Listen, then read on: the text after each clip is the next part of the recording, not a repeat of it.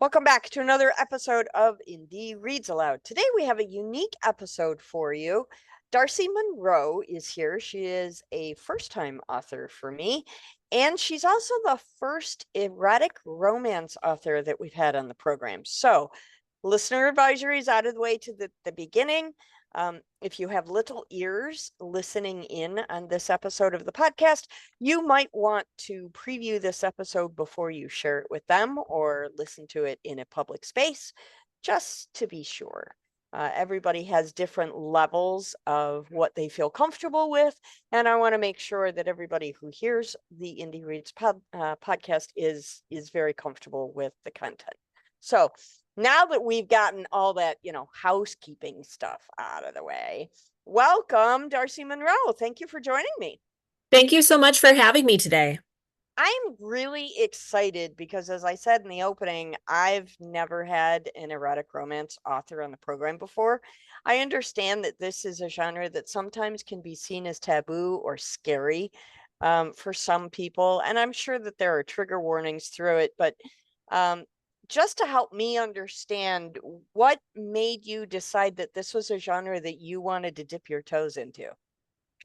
Well, I read a lot of erotic romance myself, and I've definitely fallen down that book talk, TikTok hole. And even prior to that, I love romance authors that sort of dive into the spicier sides of things. And so I thought, what could be more fun than to take my own spin on that and see where it lands?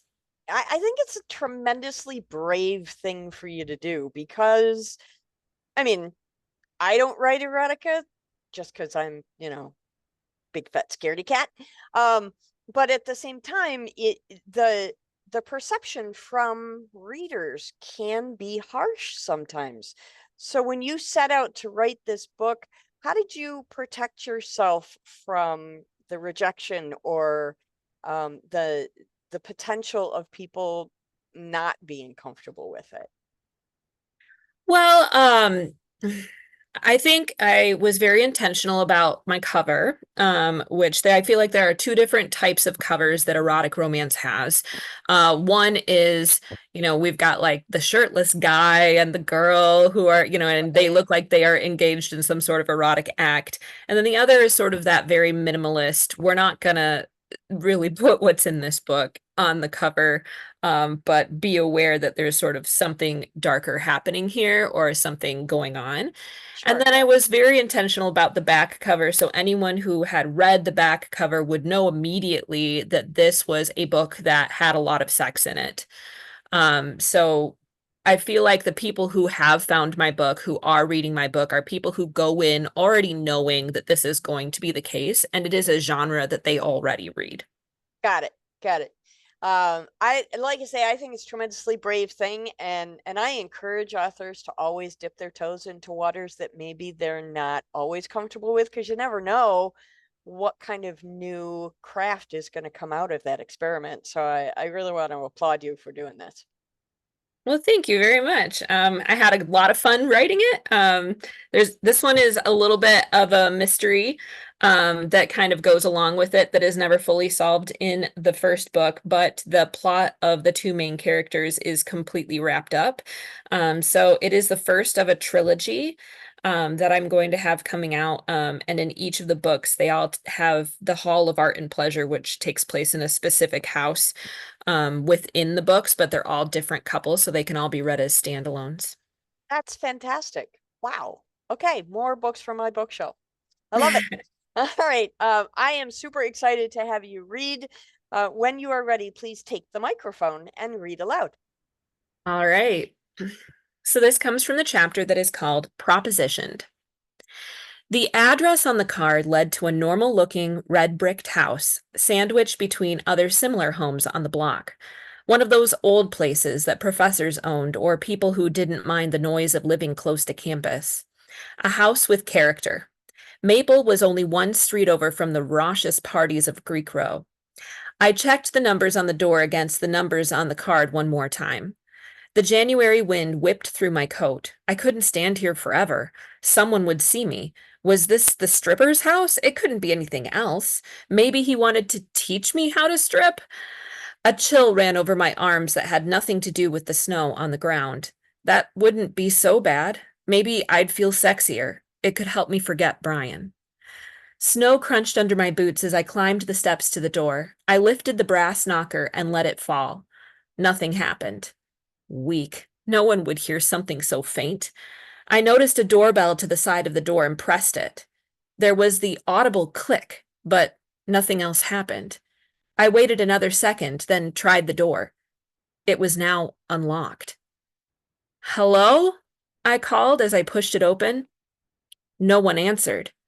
I tiptoed over the threshold and shut the door behind me, even though this was turning into the beginning of every horror movie ever made. "Hello? Should I come back later?" I refused to believe that the person who had unlocked the door didn't want me here. Would they have ignored the doorbell or asked me to go away? Damn my curiosity. This was definitely a bad idea. My eyes drank in my surroundings as I searched for my host. Dark bricking in here, too. Thick curtains covering the windows, all deep maroon. The room was cavernous, bigger than I'd thought it would be, considering its exterior. The soft glow of real candles lit the interior, standing in perfect little groups on gleaming tables around the perimeter of the room. Warm yellow light glowed from votives on the walls. I twirled, feeling like I'd stepped back through time. It was so classy. Then I saw it. A huge mural stretched above the door I'd stepped through. It wasn't by any artist I knew, but it wasn't like I was an expert. I It arched over the doorway and flowed down the sides, and the scene it depicted, well, there wasn't really a word for it. Naked men and women adorned every surface of the wall, all engaged in some sort of debauchery. One couple was having sex doggy style, another man was sucking a woman's breast as she arched her back, a man was fingering a woman as she threw her head back in abandon. I was enthralled. Who would paint something so graphic over the entryway on their house? It was so intricate and also very detailed, down to the veins and the throbbing erections of the men and the puckered nipples of the women. And the women were all different from each other. Dark skin, light skin, thin, tall, short, all seemed to be enjoying themselves quite a bit. A small inscription above the doorknob read, Oberis voluptatum. That wasn't even how you pronounce that. I didn't know, but it looked like maybe it was Latin. I pulled out my phone, my fingers shaking as I pressed translate on Google. It had to be Latin. My heart stilled as I read the English version. You're taking pleasure in it. A gong sounded behind me, and I jumped about a foot in the air, the wind whooshing from my lungs in a surprised squeak as I whirled around. Wait, had that desk been there before?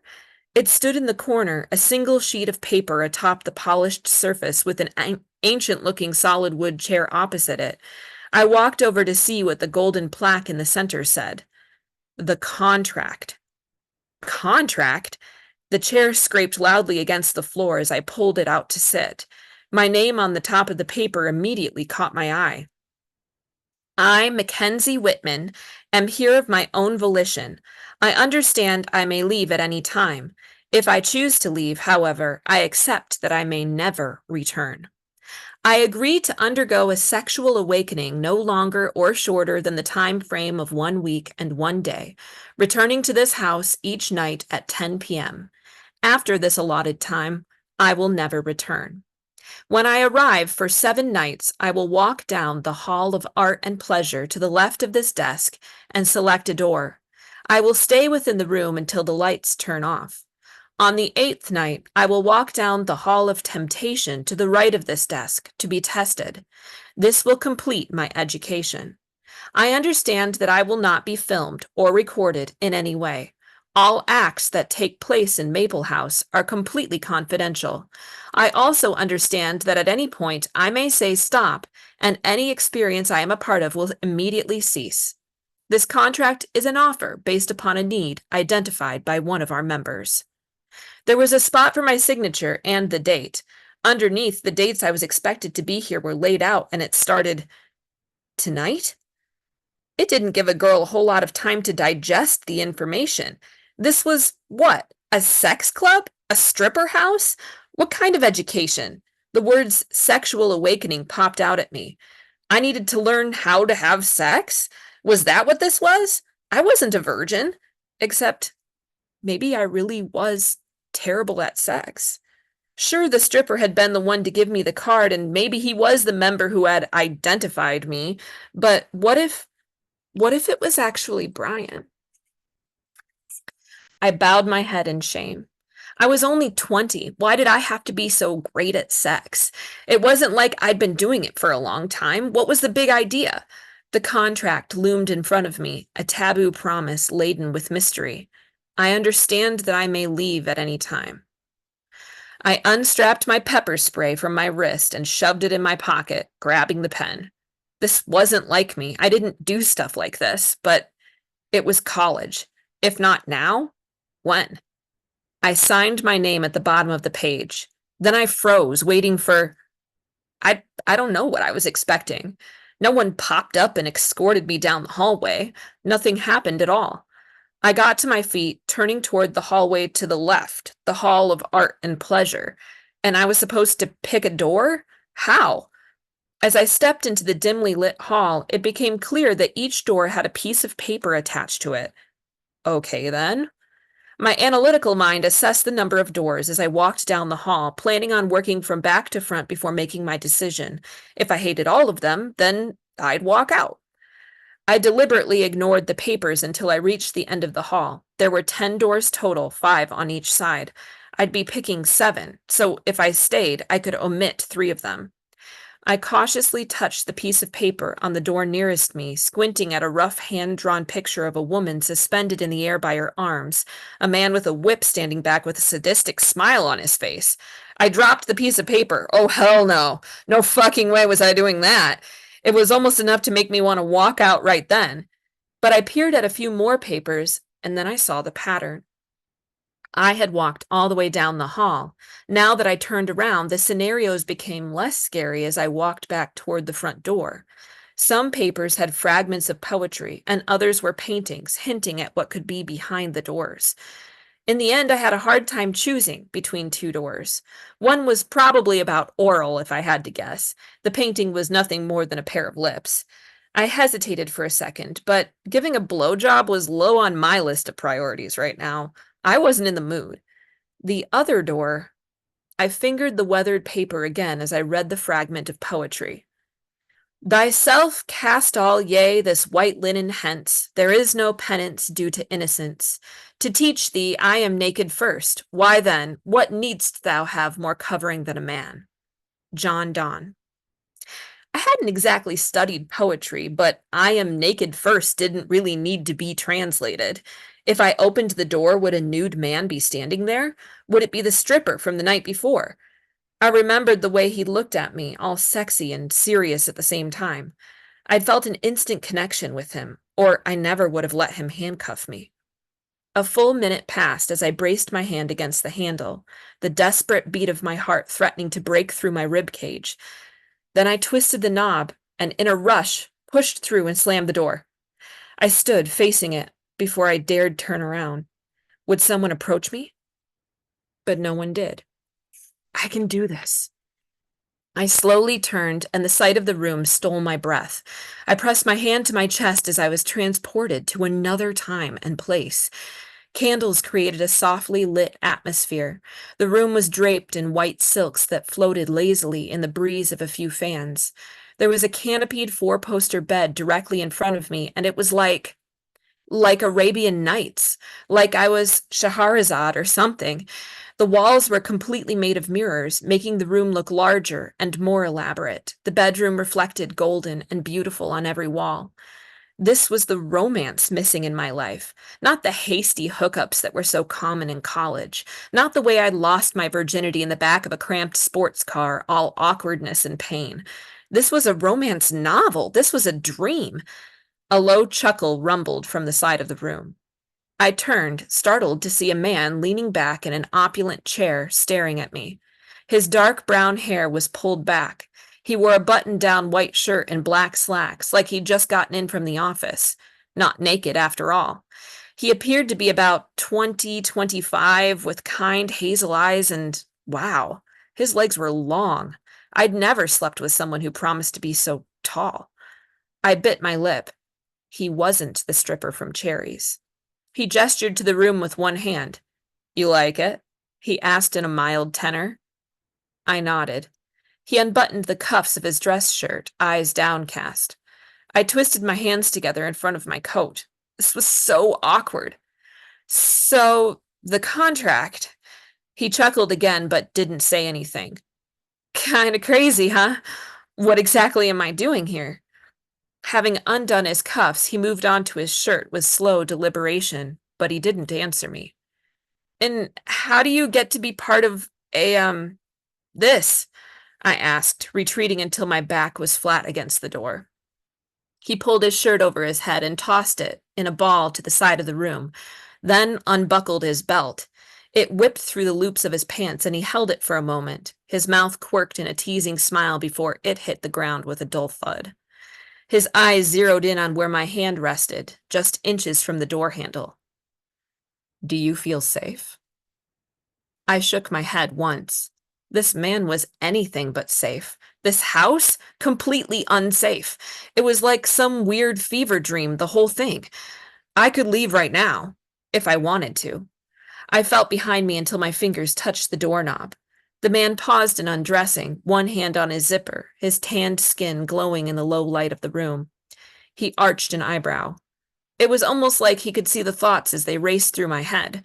Why did I sign that paper? I chose this room, but I'm not ready. Am I? I squeezed my eyes shut. Mackenzie, he said softly, we don't have to do anything you don't want to do. But there was a reason you said yes. A reason you chose my door. I get it if I'm not your type. I opened my eyes. It was my turn to frown at him. He couldn't possibly doubt how attractive he was. His chest was toned, tapering into a flat stomach. He was the type of man who evoked the cave woman in girls, the need to feel protected. A knot formed in my throat as I observed the trail of light brown hair that began below his navel and disappeared into the band of his black trousers. I shook my head, and his face fell. No, wait, I didn't mean... My hand left the knob, and I took a step forward to comfort him. His teasing smile was back now, and I realized what he'd just done. He was messing with me, trying to get me to abandon my desire to flee so that I would comfort him. I folded my arms, slightly annoyed but mostly amused. Well played. He bowed like an actor in a Shakespearean play with the flourish of an imaginary hat, managing to drop his pants at the same time. I giggled. I couldn't help it. It was so smooth, but so funny. When he straightened, the warmth in his eyes had changed. Now they smoldered with something different, something primal. Oh boy, what did I get myself into? And that's the end of the chapter. Wow. Wow. Can I just say, first of all, before we talk anymore, if you're not already, you should be the narrator for your own audiobook. You have a really compelling reading voice. Oh, And thank you. I think if you haven't considered reading your own book for audio, you really should. First of all, why do I do this program? Well, because I love to hear authors read their own work, but also because I truly believe that authors know the right places to do pause and to do in tone inflection, and you do it masterfully. So Oh, thank you. congratulations. It's really, really quite amazing. I mean, the other thing I wanted to say is that I've read some erotica. It's not, primarily I read thrillers and mysteries, and I love that there's a little bit of mystery involved in this right from the get-go. I mean, immediately we are taken on this adventure that we're not really sure where it's going to go, but it's not I didn't feel uncomfortable with it. I felt curious about it. So congratulations. Yay. I think you've achieved your goals. Yep. So my goal is basically to put everyone in Mackenzie's headspace where she is I mean, understandably, she's in college. She just got dumped by her boyfriend. She's having a hard time. She receives this card from a stripper that she didn't even want to go see any strippers, but her roommate talked her into it. She gets this card. She shows up at this house and, from there just goes on this sort of journey of sexual awakening. But at the same time, as she's having this experience, there's a guy down the hall who might actually be completely perfect for her. But she's scared that he won't be interested in her anymore if he knows that she goes to this place to have all of these sexual experiences. But also, she doesn't want to get involved with him until after she is done with that. But how does she sort of put that off without letting him know? And then at the very end of the novel, there's an insane twist, and everything We blows up. like insane twists, So, especially the first book in a trilogy. Insane twists are, I think, required in the first book of a trilogy. So I'm looking forward to that. The yeah, other thing that I really like about this is that, yes, this is a very high level sexual content book, and I know it's only going to get more intense as we go through the story. But I love that you're also imbibing this with so much emotion. You're you're not focusing on just the physical of the story. I can sense the trepidation in her about whether or not she should sign this contract. What is this all about? I love the idea that she walks down the hall avoiding everything because she knows the end of the hall is going to be the worst thing she could imagine. So yeah. I love the emotional tension that you've created. You've Thank you. done that really, really well. So congratulations. I'm looking forward to reading this Yep. and seeing where it ends up. So thank Yep. you And I'm for being brave enough to write it. Oh, well, I don't know how much bravery it takes as I hide behind not having my face on a Well, podcast, but there are reasons we have to have pen names in some situations. I get that. yes. Yep. Yep. Yeah. But I'm in full transparency for people who end up reading the book. The reason that I read that chapter aloud was also to allow the audience to know that, this is kind of the setup here of what's going to happen. But also, I'm already letting it slip that, hey, she's going to start out at the beginning of this hallway, but because she has to choose 7 doors, every time she goes back to the hall, it's going to become more and more intense, Yeah. because she has to journey down that hallway. Yeah, and Um, there definitely is that sense of anxiety-ridden anticipation. yes. So, congratulations. You did it. Yay. That's 15 awesome. minutes and I'm A, hooked, and B, slightly terrified. So, congratulations. I'm so glad you came on the program. I'm so glad that you trusted that we would be accepting here of your work. And I hope that you'll come back when the next 2 books are written so that you can share those with us as well. Thank you so much for having me. I really appreciate the opportunity. You're so welcome. I look forward to having you again next time. All right. Thank you. Thanks.